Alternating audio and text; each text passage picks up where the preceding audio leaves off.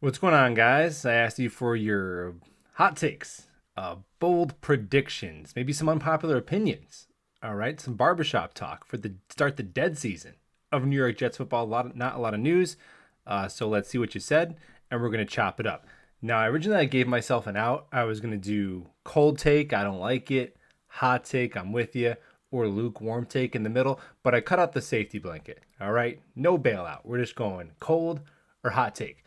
Not going to say any names except for this first guy because I know him well and I know he'd be cool with it. Dom C drops in getting us started. And his take is that Michael Carter, cornerback, will be the starting free safety for the New York Jets in 2022. Cold take. I disagree. Now, Michael Carter, you could argue, a guy who played safety in college pretty well, you could argue that his skill set, his talent level at the free safety position, may be on par with an older injured Lamarcus Joyner or an unproven Jason Pinnock, maybe, but he's too valuable in the slot. He's really good in the slot, and I think the drop off between Michael Carter and the backup slot, who would probably be Javelin Guidry, I think he's too valuable there. And at safety, we don't have a lot of studs, but we got a lot of bodies back there to where I'm okay with Joyner and Pinnock competing for the free safety position. So that's a cold take. Next up, Bryce Hall will rush for over 1,000 yards, and Michael Carter will still play a significant role in the offense. Hot take. Definitely agree. Now, 1,000 yards sounds like this big benchmark of number, but it's really only 58 yards a game. Okay? And I think there's going to be a couple of games where Bryce Hall gets that on one carry. The explosive breakaway speed.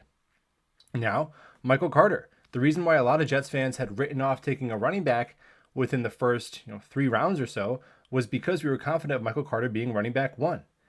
Watching him break out in that Cincinnati game, the scat back ability, the reception ability, the balance after contact, Michael Carter averaged 4.3 yards a carry in that offense is really impressive as a rookie, and 2.3 of those yards came after contact. So 2 yards, I'm hit, and then 2.3 more yards. Really impressive. That's a hot take. All right, next up. The Patriots will finish last in the AFC East. Hot take. I'm with you. Look, the New England Patriots do 3 things well. They have Bill Belichick as their head coach, they run the football, and they employ Matthew Judon on defense. Other than that, it's a bunch of mid. And those are some really important things I mentioned. I get that. But have we seen the best of Mac Jones? Where's the ceiling on their quarterback? Do they have any wide receivers that scare you? Jonnu Smith? Kind of a disappointment. They lost J.C. Jackson, all-pro corner, replaced him with Malcolm Butler, who was out of the league. They lost Josh McDaniels, one of the best OCs in the game. They replaced him with former defensive coordinator and failed head coach Matt Patricia. Okay, so when you're a Bill Belichick coach team, there's a floor, right? I don't think they're ever going to be like a 4 or 5 win team. But could they regress and win 6, 7 games? And with the other 3 teams in the AFC East improving their rosters? It's a hot take. All right, up next. This one's kind of lengthy. Depending on the price, we should be looking at getting Baker, Mayfield, or Jimmy G. Zach was terrible last year and could really bottleneck this whole thing if he doesn't improve. Icy cold take. Now, first of all, the guys you mentioned, I'm not getting excited about. I'm not giving up significant assets and, paying a bag to Baker Mayfield or Jimmy G, even if I was out on Zach Wilson.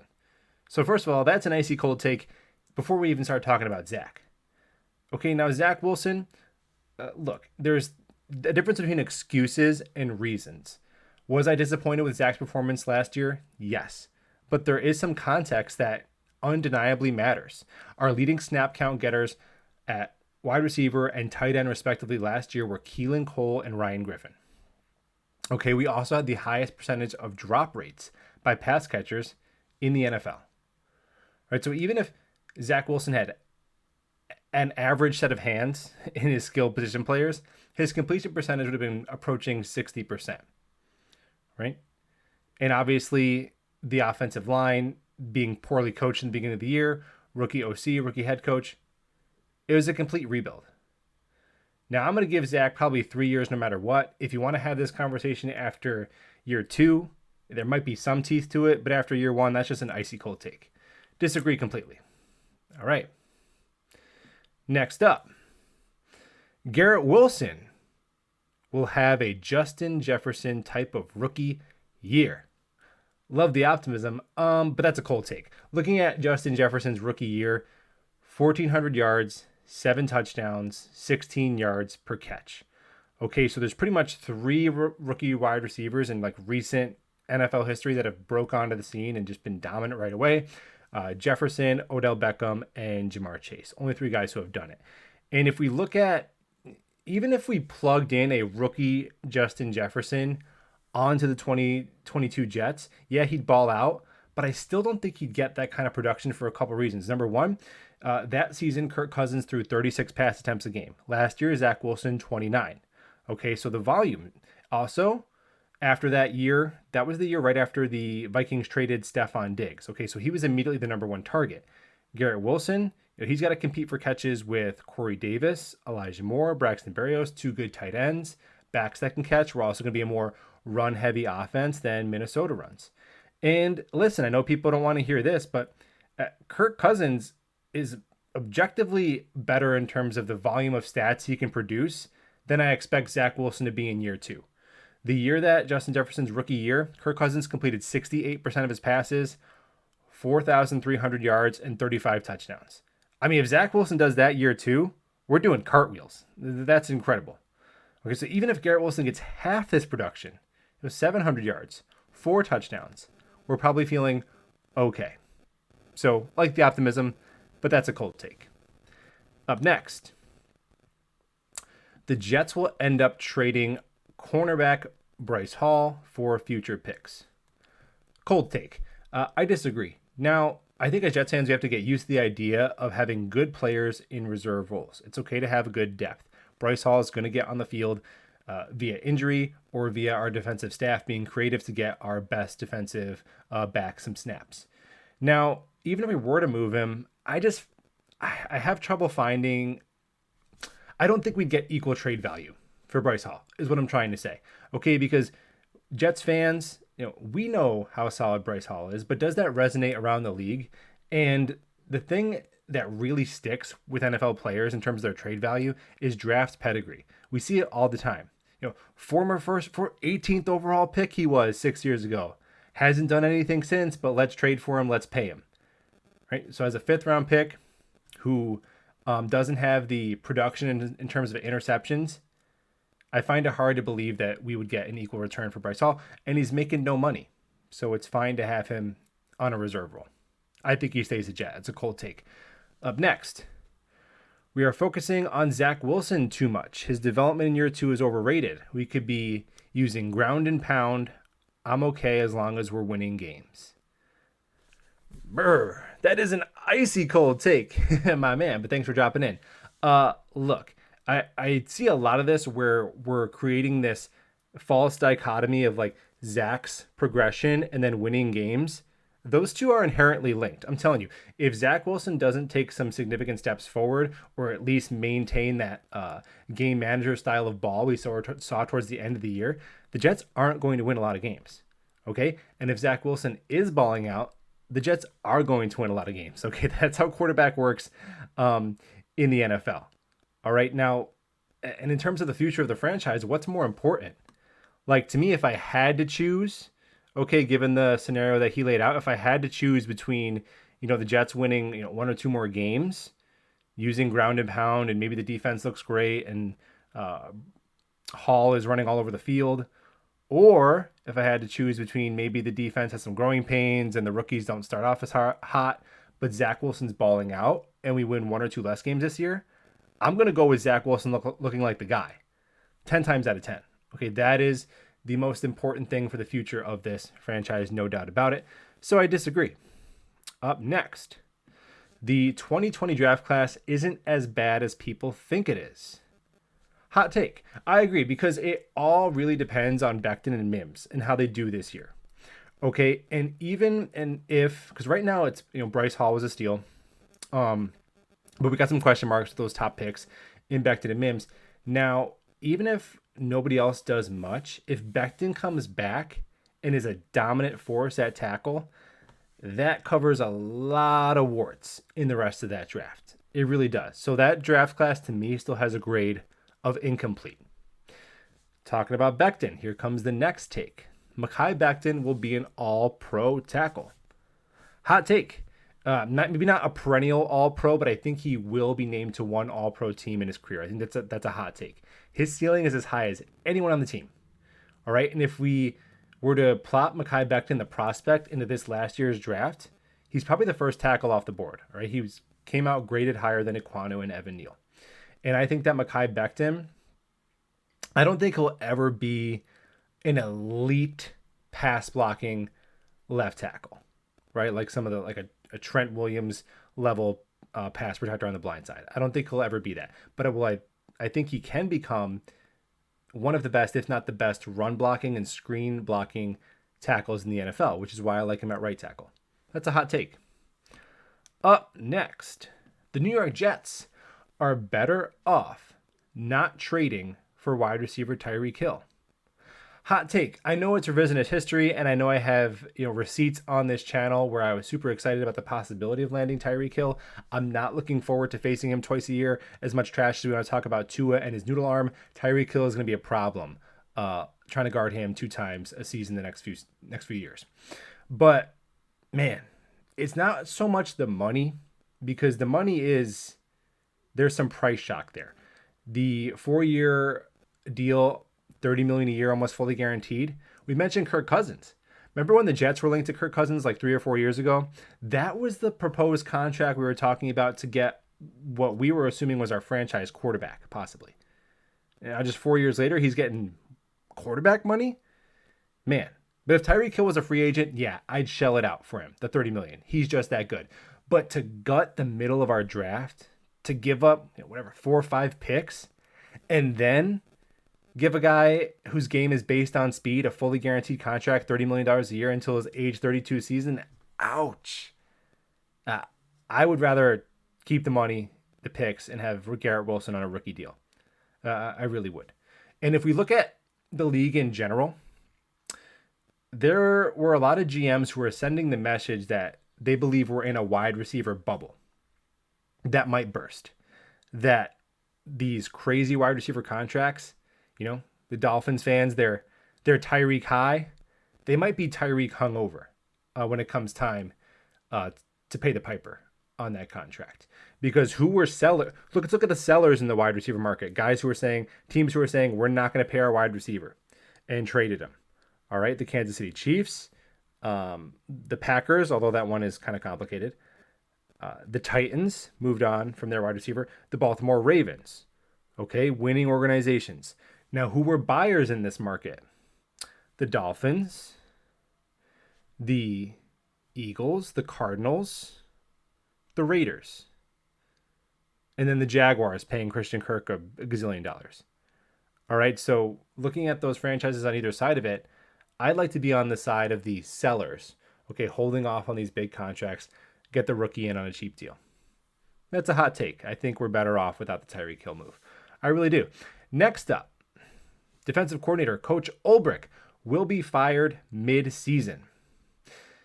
That's a cold take. I don't foresee that happening. Now, I will say this. It's tough to kind of judge our entire coaching staff. I don't want to just give them a complete pass, because that defense last year might have been the worst Jets defense I've ever seen. So hiring a staff that's known for defense, yeah, that was disappointing.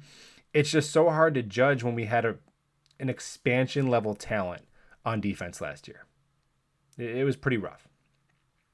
Now, of our coaching staff as a whole, Ulbrich is probably the one I'm least confident about, because I love Saleh as a leader. Michael LaFleur, once he went into the booth, some of the most creative play calling I've seen from a Jet OC in a long time. And look, we were dead last in defense. We were 21st in overall offense. And given our quarterback play and the injuries he had in offense, you could argue that ranking 21st was an overachievement for Mike LaFleur's unit. And our offense got better as the season went on. The defense got worse as the season went on. But the reason I don't think this would happen is I don't think that's Saleh's and JD's style. This is a administration based on ownership. Everyone takes ownership. So even if we have to move on from Ulbrich, I think they would wait till the end of the year. I don't think they throw him under the bus and use him as a scapegoat mid-season. I just don't think that's the style of the men who lead this organization. And I like that. I do. All right, next up. Speaking of coaches, some Jets history. Man, I like this one. Herman Edwards was a better Jets coach than Rex Ryan. Here's where I wish I had the lukewarm take button because, I first started really watching the Jets Herman Edwards' first season as a head coach. I was like 9 years old. So these are my two favorite coaches of my Jets fandom history. Not even close. But I'm going to say cold take. I think Rex Ryan had a more impressive resume as a head coach of the New York Jets. I really do. Now, Herman Edwards lived a more impressive football life and is a more respected football figure than Rex. Probably not even close. Okay? Now, their records, pretty similar. Both a touch under 500. Herman Edwards, 39-41 as a Jets coach. Rex, 60-66. However, I'm weighting this really heavily, and that's the postseason. Rex 4-2, Herm 2-3. So double the number of postseason wins. And Rex Ryan did have a really good offensive line. Obviously, the defensive talent was stacked, headlined by Darrelle Revis. But Herman Edwards had probably the second best quarterback in Jets franchise history in Chad Pennington. And he had the best offensive player in Jets history in Curtis Martin. He also had the best edge rusher the Jets have had in the 21st century in John Abraham. Okay, so I don't want to take anything away from Sanchez because he did have some clutch plays in those postseason games, but I got to believe if Rex Ryan had a Chad Pennington level quarterback, he's got a Super Bowl ring. All right, so it's close. Love both of these guys, but if you're going to hold me to the fire, I would go Rex over Herm, just based on their resume as a Jets coach. All right, up next, the Jets. Here we go. Garrett Wilson will be a bust. Okay, so one person says he's going to be Justin Jefferson. Now this person says he's going to be a bust. So I was out on him being Justin Jefferson, but I'm also out on him being a bust. This is a cold take. Now, he could be a disappointment as a top 10 pick. I don't know if he's going to be the eventual number one all-pro caliber wide receiver that you hope when you take a guy 10th overall. I don't know that. But the thing about Garrett Wilson and about all of these first four picks, really first five picks too at Jeremy Ruckert, they all have a really high floor. Garrett Wilson does too many things well to be a complete bust because one of these skill sets is going to translate. Okay, the contested catch ability.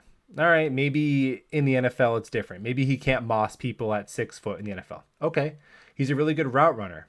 All right, well, maybe the level of cornerback play in the NFL is just too much. Maybe that doesn't translate either. All right, but to me, what is going to show up right away is his elusiveness with the ball in his hands. It's just too elite of a skill set.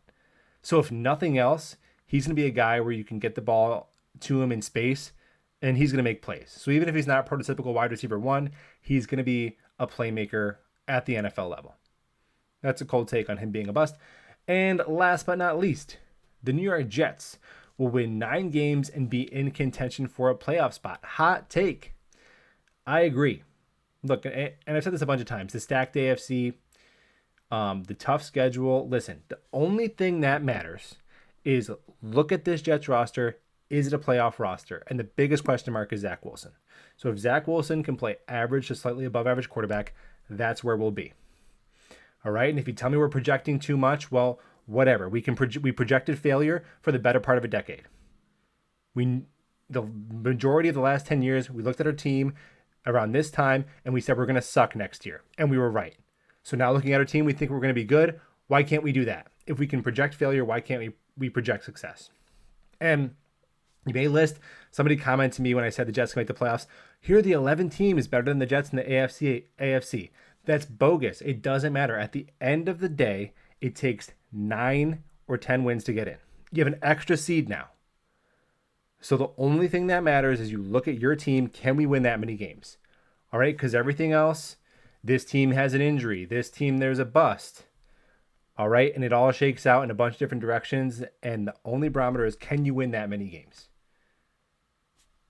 I think the Jets can. There isn't a single team last year that missed the playoffs that you feel like they should have been in. And don't tell me the Chargers, because the Chargers had to win an in-game against an average team in the Raiders, where they had the Chargers had the better quarterback, and the Raiders head coach got fired for being racist, and their number one wide receiver was not playing because he killed someone. All right, so if you don't get that W, that's on you for the Chargers. Everybody who deserves to get in gets in, regardless of schedule, stats conference.